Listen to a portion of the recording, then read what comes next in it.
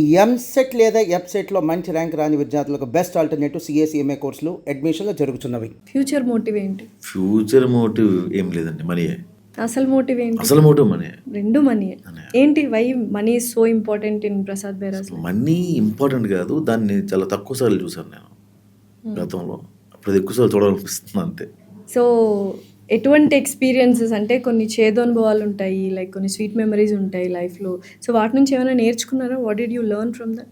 నేర్చుకునే అంత అవకాశం మనకి దాన్ని ఏమంటారు ఇవ్వదు అనిపిస్తుంది నాకు. ఎందుకంటే అరే ఈ దెబ్బ తగిలింది, మనం ఎట్లా ఉండకూడదు, ఎట్లా ఉండాలనుకున్న లోపు ఇంకో దెబ్బ తగులుతున్నాం. అట్లా కాదు, ఏదో జరిగిపోయింది ఇక్కడ, మనం కొంచెం టంగ్ స్లిప్ అయినాం, అట్లా కాదు అనుకున్న లోపు ఇంకోటి తగులుతున్నాం. సో నువ్వు ఎప్పుడైతే వెన్ యూర్ గ్రోయింగ్ అప్, ఖచ్చితంగా జనాలు ఏం చేయరు, చుట్టూ ఉన్న వాళ్ళకి మాత్రం మండుతూ ఉంటుంది.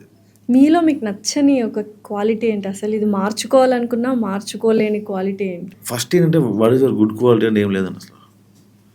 గుడ్ క్వాలిటీ ఏంటి అంటే అంటే నేను ఫేక్ ఉండదు, అది ఒకటే నచ్చుతుంది, మిగతావన్నీ నాకు నచ్చు. మార్చుకోవచ్చు కదా అంటే జరగదు, చెప్పలేము. దానికోసం మిమ్మల్ని ఇబ్బంది పెడుతున్నాయి, మీ లైఫ్ కి థ్రెటన్ వస్తున్నాయి అంటే మార్చుకుంటే తప్పేంటి? మార్చుకోవడం అంటే ఫస్ట్ బ్యాడ్ ఏంటో చెప్పండి. అన్ని ఇప్పుడు కోపం ఉండకూడదు మనిషికి, వాట్ ఎమోషన్స్ ఉండాలి కానీ మరీ అంత కోపం ఉండకూడదు. దానివల్ల ఒక మాట గట్టిగా అనేస్తాను నేను, అవతల హర్ట్ అవుతాడు. దాని పర్యవస్థం చాలా ఎక్కువ ఉంటాయి. వాడు నన్ను ఏదో అన్నాడు, తర్వాత ఏదో స్కెచ్ చేశాడు, నన్ను ఎక్కడ తీసుకెళ్ళి, అది వేరే విషయం. కానీ వాడి లైఫ్లో నన్ను అలా చూడలేడు, మళ్ళీ ఇంత ముందులా నన్ను గౌరవించలేడు, ఇంత ముందులా నన్ను లవ్ చేయలేడు. కాబట్టి అవి చాలా ఎక్కువ ఇష్యూస్ ఉన్నాయి. అలాంటివి నాట్ ఓన్లీ కోపం అండి, చాలా ఉన్నాయి నా డైలీ రొటీన్. కానీ అన్నీ ఐఎమ్ నాట్ గుడ్ సౌండ్, నేను మా అమ్మ దగ్గర ఎక్కువ ఉండను, నేను ఆవిడకి ఎక్కువ ఏం చేయలేదు. ఇప్పుడు చేసినా కూడా దగ్గర లేదు ఎవరు నాకు. సో ఇలా చాలా క్వాలిటీస్ ఉన్నాయి. ఎక్కువ పెళ్ళి అనే కాన్సెప్ట్ మీదే హిట్ అవుతూ వచ్చాయి వెబ్ సిరీస్. ఏంటి మీకు పెళ్ళికున్న కనెక్షన్ ఏంటి? బేసిక్గా ఇది చిన్నప్పుడు ఎప్పుడైనా మీరు సినిమాకి వెళ్తే, మీ ఫ్రెండ్ ఎవరైనా సినిమాకి వెళ్తే, ఓ నగ్మ రమ్యకృష్ణ హీరోలు అనుకున్నాం, అప్పుడు సిమ్రాన్ సౌందర్య హీరోలు అనుకున్నాం. ఇద్దరు హీరోయిన్ మీరు పోస్టర్ మీద చూసిన తర్వాత బయటకు వచ్చాక అరే సినిమాకి వెళ్ళానంటే హీరో ఎవరిని పెళ్లి చేసుకుంటాడని అడిగేవాళ్ళు.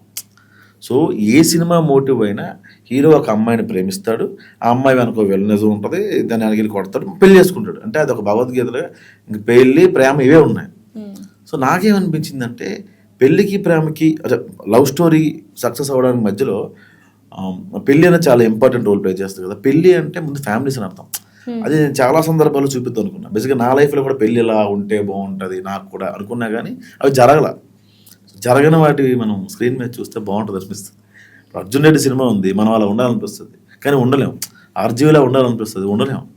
తంతరు బయట వాళ్ళని చూడగానే మనం చూసుకుంటున్నాం మనల్ని అనిపిస్తుంది. కాబట్టి అట్లా మీకెవరిలా ఉండాలనిపిస్తుంది? అసలు ఎవరిలో ఉండాలనిపిస్తుంది, మీలా మీరు ఉంటే చాలా అనిపిస్తుంది. పెళ్ళి ఎప్పుడు అంటే ఏంటి? ఇంకా నెక్స్ట్ రిలేషన్షిప్స్ ఏం లేవా?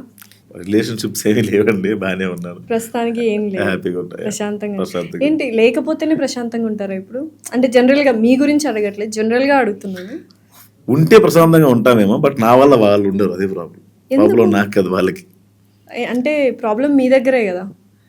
అదేమంటారు, అది మూడ్ స్వింగ్స్ నెలవారీ ఉంటాయండి నాకు, అదే ప్రాబ్లం. మరి మార్చుకోవచ్చు, ఇందాక అదే అడిగింది. ఇప్పుడు మార్చుకోవాలని నేనేదో అడవులకి వెళ్ళి తపస్సు చేయాలి, ఎందుకు వచ్చిన కూడా ఇప్పుడు 1 వీక్ వెళ్ళి తపస్సు చేసాం, డబుల్ అయిపోతాయి ఇక్కడ నాకు.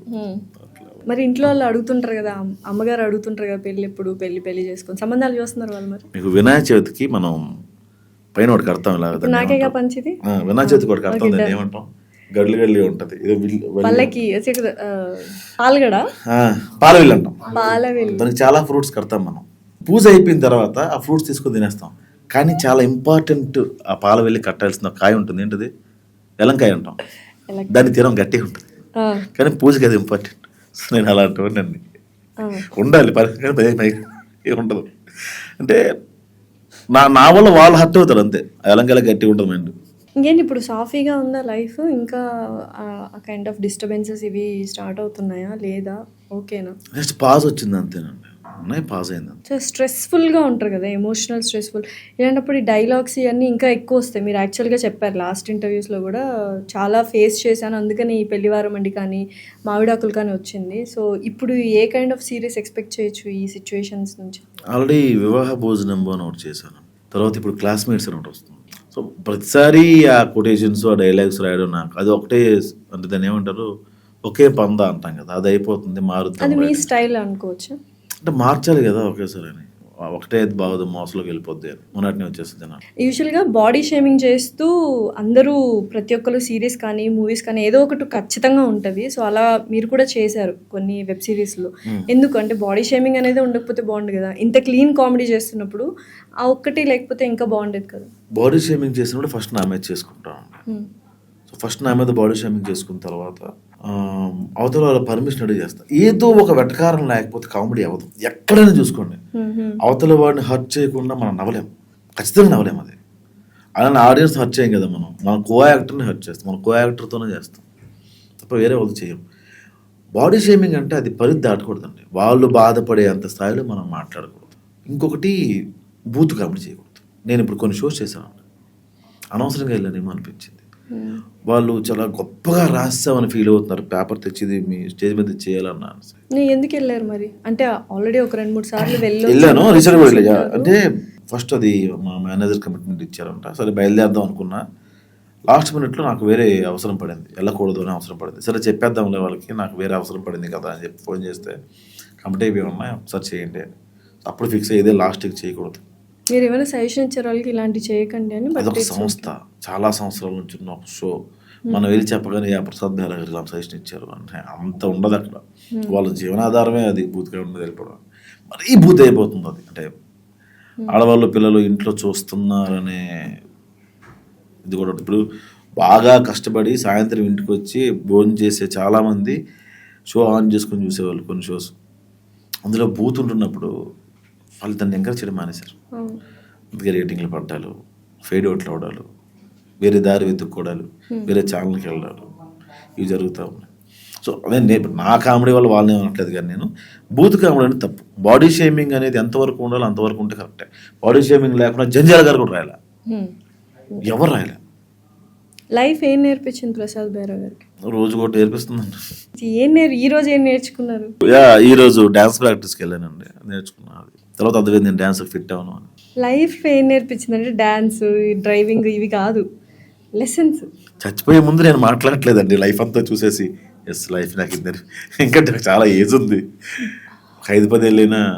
కానీ ఆ డైలాగ్స్ ఇవన్నీ రాస్తే బాగా ఏమంటారు, ఎక్స్పీరియన్స్డ్ పర్సన్, లైఫ్లో ఎన్నో చూసేశారు ఆయన. అంటే నాకున్న ఫ్రెండ్స్ అంతా కూడా 50+ 60+ వాళ్ళు ఉంటాయి. అంటే నాకున్న ఫ్రెండ్స్ చాలా తక్కువ, అందరు నా ఏజ్ గ్రూపులు కొంతమంది ఉంటారు. నాకు చిన్న వాళ్ళు కూడా ఉన్నారు, జెన్జీస్లో కూడా ఉన్నారు.